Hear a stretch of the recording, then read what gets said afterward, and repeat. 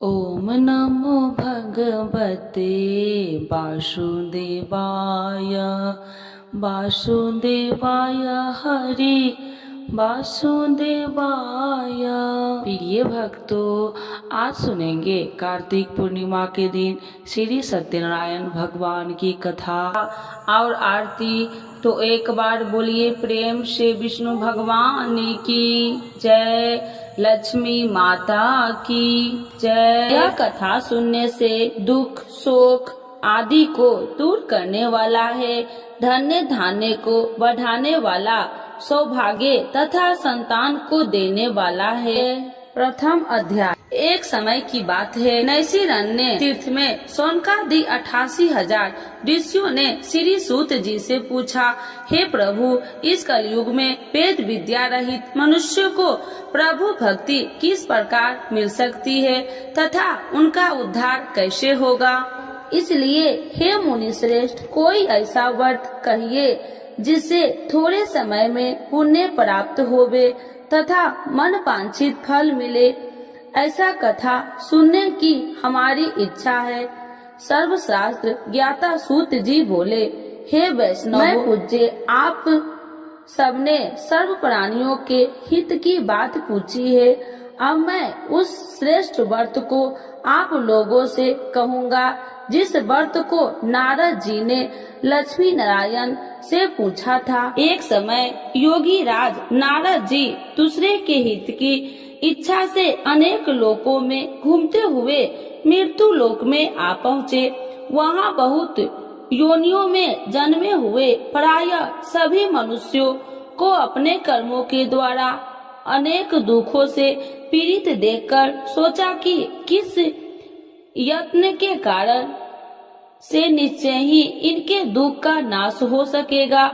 नारद ऐसा मन में सोचकर विष्णु लोक को गए। वहाँ श्वेत वर्ण और 4 भुजा वाले देवों के इस नारायण को, जिनके हाथ में शंख चक्र गदा और पद्म थे तथा वरमाला पहने हुए थे, देखकर स्तुति करने लगे। हे भगवान, आप अत्यंत शक्ति से संपन्न है, मन तथा वाणी भी आपको नहीं पा सकती। आपका यदि मध्य और अंत नहीं है, निर्गुण स्वरूप सृष्टि के कारण भूत व भक्तों के दुखों को नष्ट करने वाले हो, आपका मेरा नमस्कार है। नारद जी से इस प्रकार की स्तुति सुनकर विष्णु भगवान बोले, हे मुनि श्रेष्ठ, आपके मन में क्या है? आपका यहाँ किस काम के लिए आगमन हुआ है? निसंकोच कहो।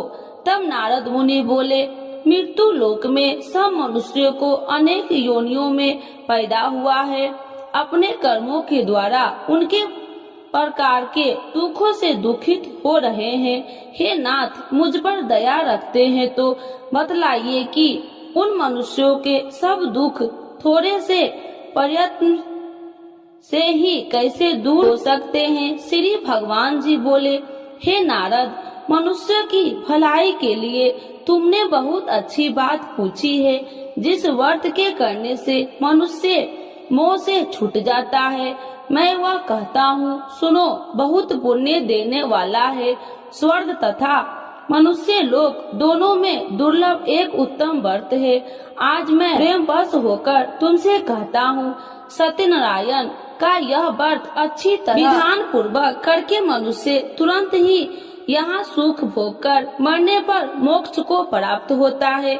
श्री भगवान के वचन सुनकर नारद मुनि बोले, उस व्रत का क्या फल है, क्या विधान है, किसने यह व्रत किया है और किस दिन यह व्रत करना चाहिए, विस्तार से बतलाइए।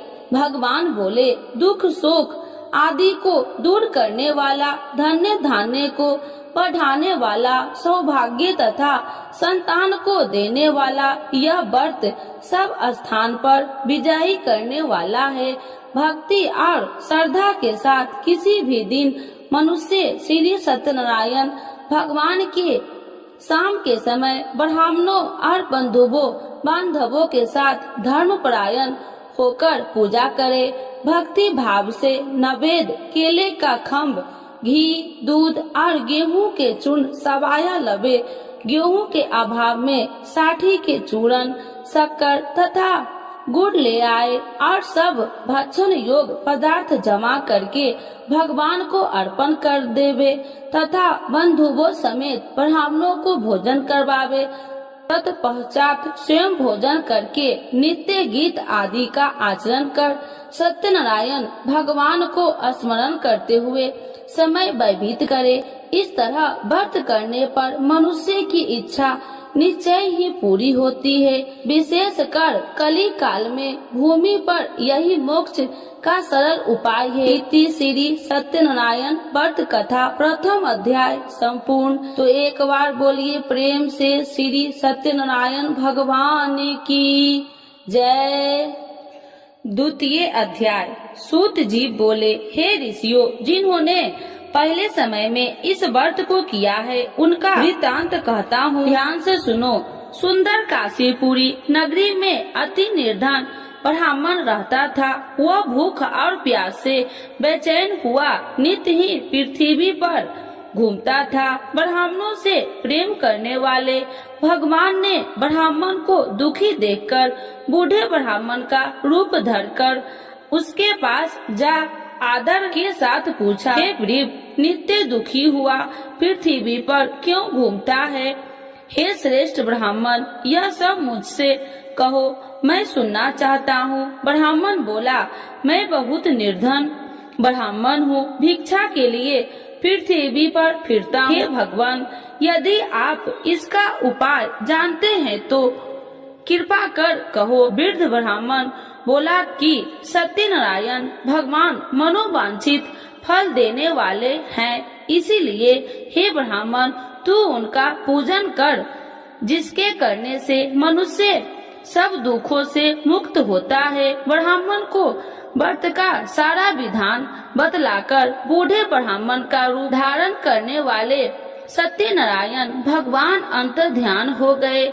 जिस व्रत को वृद्ध ब्राह्मण ने बतलाया, मैं उसको अभ्यास करूंगा। यह निश्चय करने पर उस ब्राह्मण को भी नींद न आई। वह सवेरे के लिए चला। उस दिन उसको भिक्षा में बहुत सा धन मिला, जिससे बंधु बांधवों के साथ उसने सत्यनारायण का व्रत किया। उसके करने से वह ब्राह्मण सब दुखों से छूटकर अनेक प्रकार की संपत्तियों से युक्त हुआ।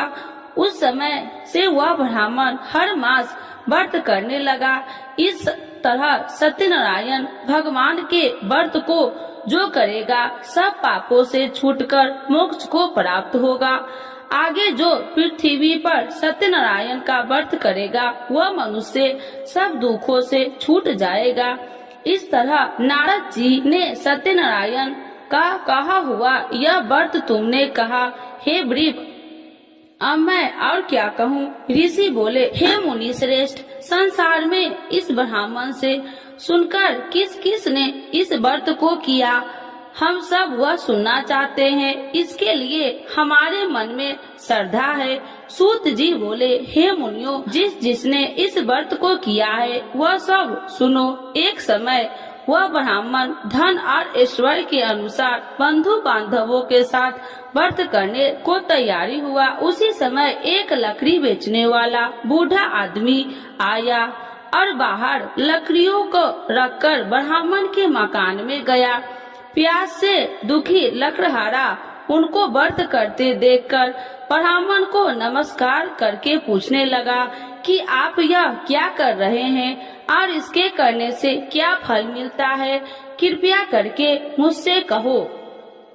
ब्राह्मण ने कहा, सब मनोकामनाओं को पूरा करने वाला यह सत्यनारायण भगवान का व्रत है। इसकी ही कृपा से मेरे यहाँ धन्य धान्य आदि की वृद्धि हुई है। ब्राह्मण से व्रत के बारे में जानकर लकड़हारा बहुत प्रसन्न हुआ।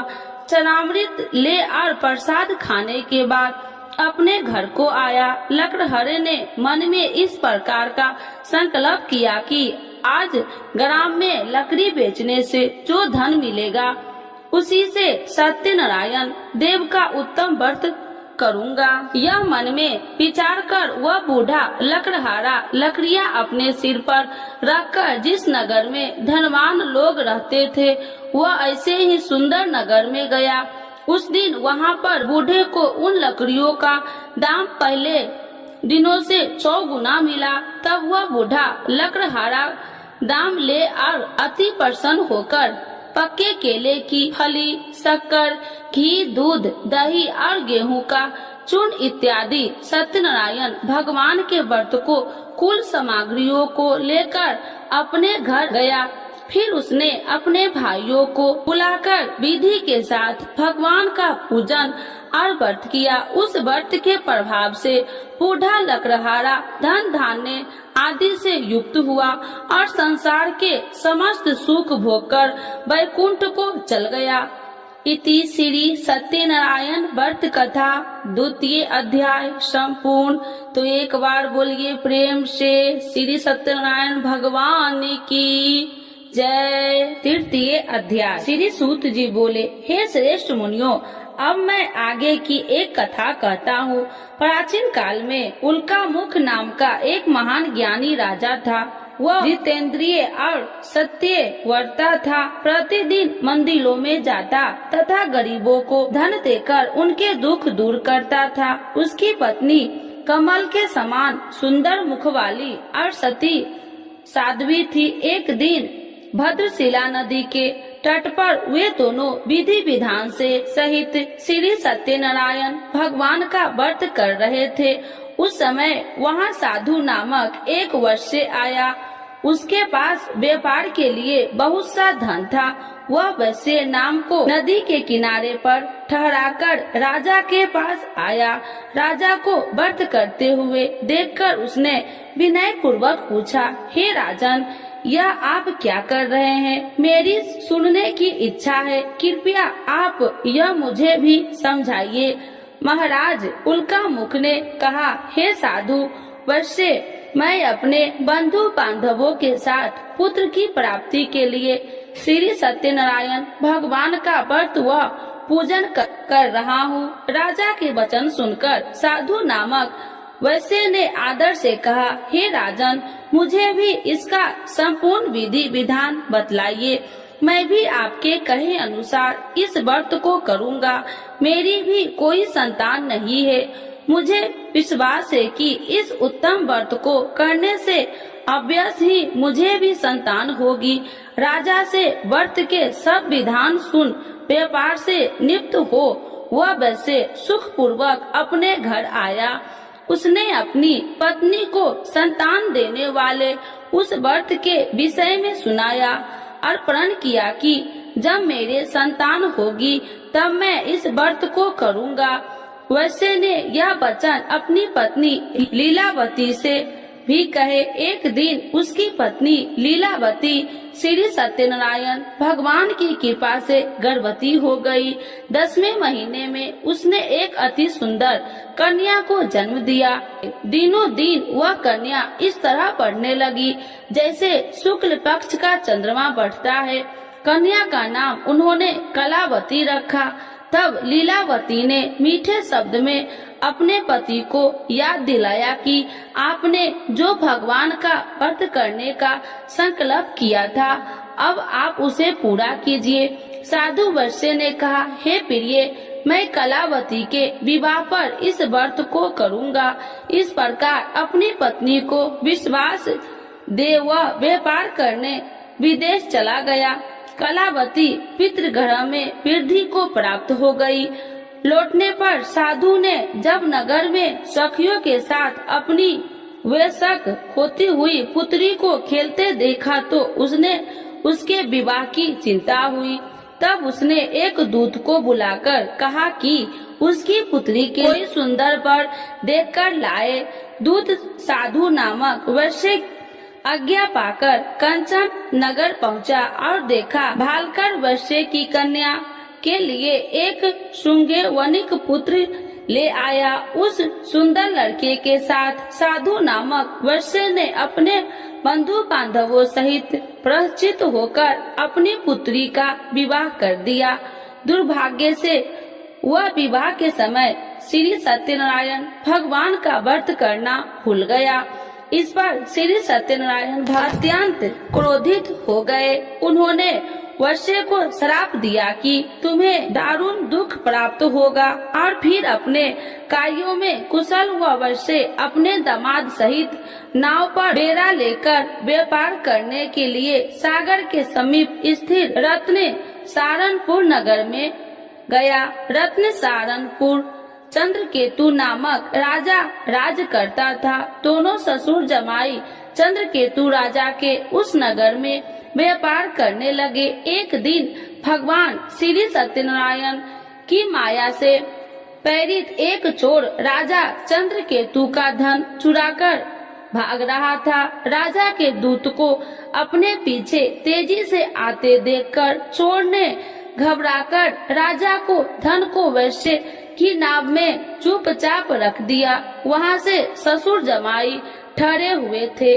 और भाग गया। जब दूत ने उस वैश्य के पास राजा के धन को रखा देखा तो उन्होंने उस ससुर दामाद को ही चोर समझा। वे उन ससुर दामाद को दोनों को बांधकर ले गए और राजा के समीप जाकर बोले, आपका धन चुराने वाला ये दोनों चोर हम पकड़कर लाए हैं, देखकर आज्ञा दे। तब राजा ने बिना उस वैश्य की बात सुने उन्हें कारागार में डालने की आज्ञा दे दी। इस प्रकार राजा की आज्ञा से उनको कारावास में डाला दिया गया तथा उनका सारा धन भी छीन लिया गया। श्री सत्यनारायण भगवान के श्राप के कारण उस वैश्य की पत्नी लीलावती व पुत्री कलावती भी घर पर बहुत दुखी हुई। उनका सारा धन चोर चुरा कर ले गए। मानसिक व शारीरिक पीड़ा तथा भूख प्यास से अति दुखी हो भोजन की आस में कलावती एक ब्राह्मण के घर गई। उसने ब्राह्मण को श्री सत्यनारायण भगवान का व्रत विधि पूर्वक करते देखा। उसने कथा सुनी और श्रद्धा पूर्वक प्रसाद ग्रहण कर रात को घर आई। माता ने कलावती से पूछा, हे पुत्री, तू अब तक कहाँ रही? मैं तेरे लिए बहुत चिंतित थी। माता के शब्द सुन कलावती बोली, हे माता, मैंने एक ब्राह्मण के घर श्री सत्यनारायण भगवान का व्रत होते देखा और मेरी भी उस उत्तम व्रत को करने की इच्छा है। माता ने कन्या के वचन सुनकर श्री सत्यनारायण भगवान के पूजन की तैयारी की। उसने बंधुओं सहित श्री सत्यनारायण भगवान का पूजन व व्रत किया और वर मांगा कि मेरे पति और दामाद शीघ्र ही घर लौट आए। साथ ही विनती की, हे प्रभु, अगर हमसे कोई भूल हुई तो हम सबका अपराध क्षमा करो। श्री सत्यनारायण भगवान इस व्रत से संपन्न हो गए। उन्होंने राजा चंद्रकेतु को स्वप्न में दर्शन देकर कहा, हे राजन, जिन दोनों वैश्यों को तुमने बंदी बना रखा है वे निर्दोष है, उन्हें प्रातः ही छोड़ दो। उनका सब धन जो तुमने अधिग्रहित किया है लौटा दो, अन्यथा मैं तुम्हारा राज्य, धन, पुत्र आदि सब नष्ट कर दूंगा। राजा से ऐसे वचन सुनकर भगवान अंतर ध्यान हो गए और फिर प्रातः काल राजा चंद्रकेतु के दरबार में सबको अपना स्वप्न सुनाया और सैनिक को आज्ञा दी कि दोनों वैश्य को कैद से मुक्त कर दरबार में ले आओ। दोनों ने आते ही राजा को प्रणाम किया। राजा ने कोमल वचनों से कहा, हे महामुने भावो, तुम्हें अज्ञानतावश ऐसा कठिन दुख प्राप्त हुआ है। अब तुम्हें कोई भय नहीं, तुम मुक्त हो। इसके बाद राजा ने उनको नए नए वस्त्राभूषण पहनाए तथा उनकी जितना धन लिया था उसको दोगुना लौटाकर आदर से विदा किया। दोनों वैश्य अपने घर को चल दिए। इति श्री सत्यनारायण व्रत कथा तृतीय अध्याय संपूर्ण। तो एक बार बोलिए प्रेम से विष्णु भगवान की जय। चतुर्थ अध्याय।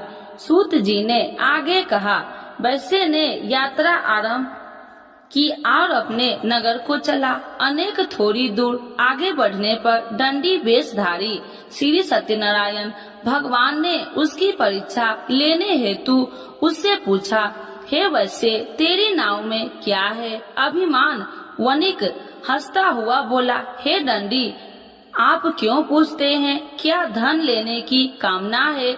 मेरी नाव में तो बेल के पत्ते भरे हैं।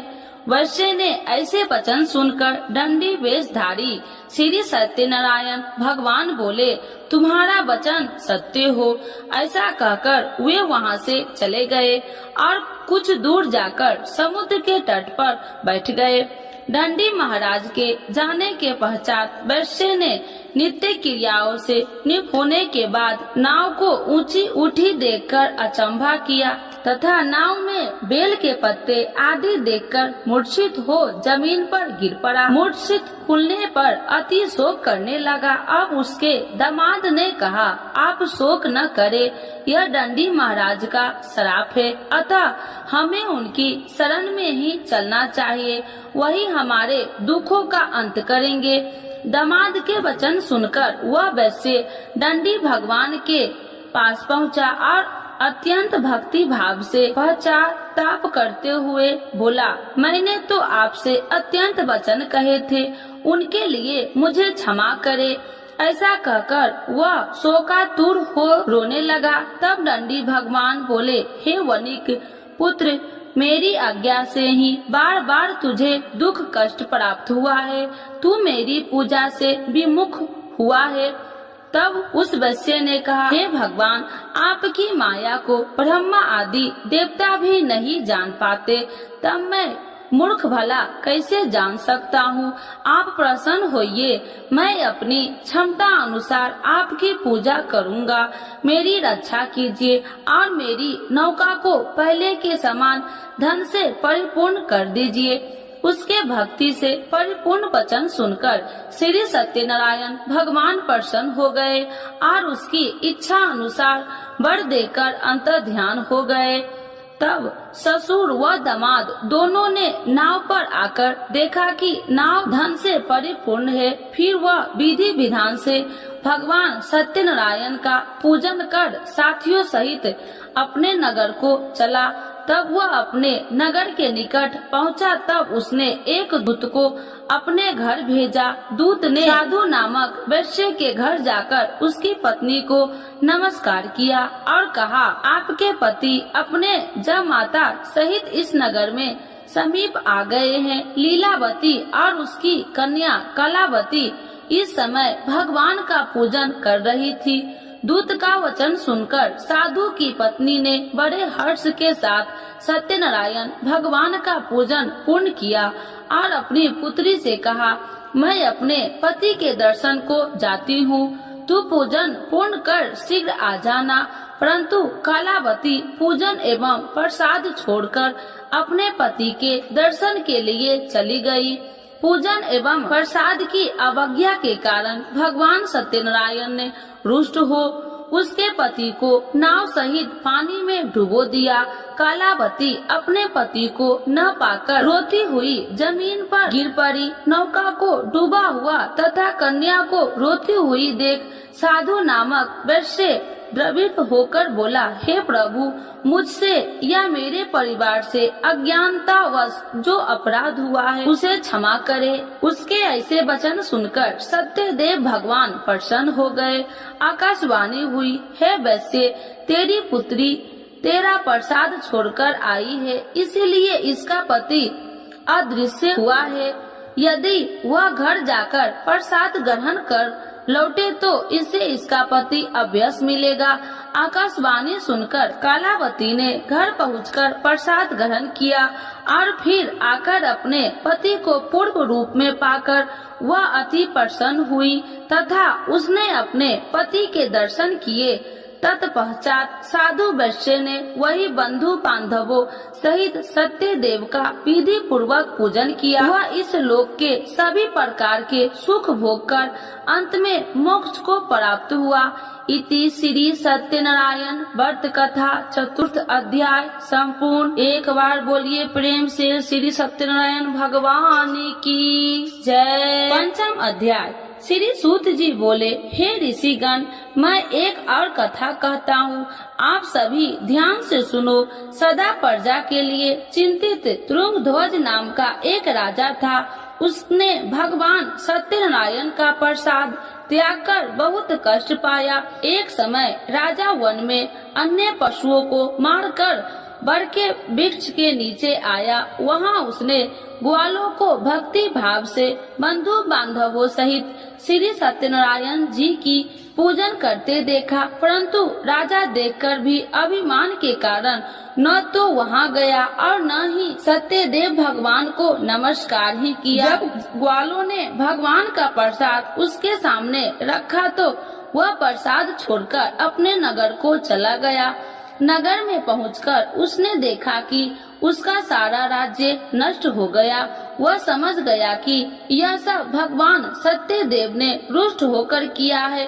तब वह वन में वापस आया और ग्वालों के समीप जाकर विधि पूर्वक पूजन कर प्रसाद ग्रहण किया तो सत्यनारायण की कृपा से सब कुछ पहले जैसा ही हो गया और लंबे समय तक सुख भोग कर मरणोपरांत वह मोक्ष को प्राप्त हुआ। जो मनुष्य इस श्रेष्ठ दुर्लभ व्रत को करेगा, श्री सत्यनारायण भगवान की कृपा से उसे धन्य धान्य की कोई कमी नहीं होगी। निर्धन धनी और बंदी बांधवों से मुक्त होकर निर्भय हो जाता है। संतानहीन को संतान की प्राप्ति होती है तथा सब इच्छाएं पूर्ण कर अंत में वह वैकुंठ धाम को जाता है।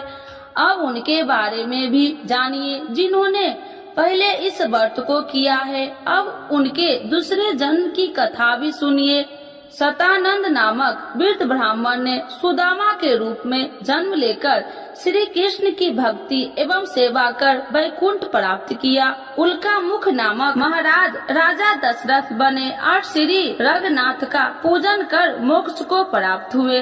साधु नाम के वैश्य ने धर्मात्मा व सत्य प्रतिज्ञ राजा मोरध्वज बनकर अपने पुत्र को और से चीर कर वैकुंठ धाम प्राप्त किया। महाराज तुंगध्वज और स्वयंभू मनु बने। उन्होंने बहुत से लोगों को भगवान की भक्ति में लीन करवाकर वैकुंठ धाम प्राप्त किया। लकड़हारा अगले जन्म में गिरि नामक निषाद राजा बना, जिसने राम के चरणों की सेवा कर अपने सभी जन्मों को संवार लिया। इति श्री सत्यनारायण व्रत कथा पंचम अध्याय संपूर्ण। तो एक बार बोलिए प्रेम से भगवान श्री सत्यनारायण की जय। आरती श्री सत्यनारायण जी की जय। लक्ष्मी रमीना श्री जय लक्ष्मी रमीना सत्यनारायण स्वामी जनिपात की हरिना जय लक्ष्मी रमीना रत्न जड़ित सिंहासन अद्भुत छवि राजे स्वामी अद्भुत छवि राजे नारद करत निरंजन घंटा ध्वनि बाजे ओम जय लक्ष्मी रमीना प्रगट भये कलिकारणी दिज को दरस दियो स्वामी दिज को दरस दियो बूढ़ो ब्राह्मण बन कर कंचन महल कियो जय लक्ष्मी रमीना दुर्लभ भील कठारो इन पर कृपा करी स्वामी इन पर कृपा करी चंद चूर एक राजा जिनकी विपत्ति हरी जय लक्ष्मी रमीना वैश्य मनोरथ पायो सरदा तज दिन्ही स्वामी सरदा तज दिन्ही सौ फल भोग प्रभु जी फिर स्तुति किन्नी ओम जय लक्ष्मी रमना भाव भक्ति के कारण छिन छिन रूप धरियो स्वामी छिन छिन रूप धरियो सरधा धारण किन्ही सरधा धारण किन्ही तिनको काज सयो ओम जय लक्ष्मी रमना ग्वाल बाल संग राजा मन में भक्ति करी स्वामी बन में भक्ति करी मन वांछित फल दिन्हो दीन दयाल हरि जय लक्ष्मी रमना चढ़त प्रसाद सबाय कदली फल में बा स्वामी कदली फल में बा धूप दीप तुलसी से राजी सत्य देवा ओम जय लक्ष्मी रमना। श्री सत्यनारायण जी की आरती जो कोई नर गावे स्वामी जो कोई नर गावे कहत शिवानंद स्वामी मन वांछित फल पावे जय लक्ष्मी रमना स्वामी जय लक्ष्मी रमना। श्री सत्यनारायण भगवान की जय विष्णु भगवान की जय सर्व देवी देवताओं की जय।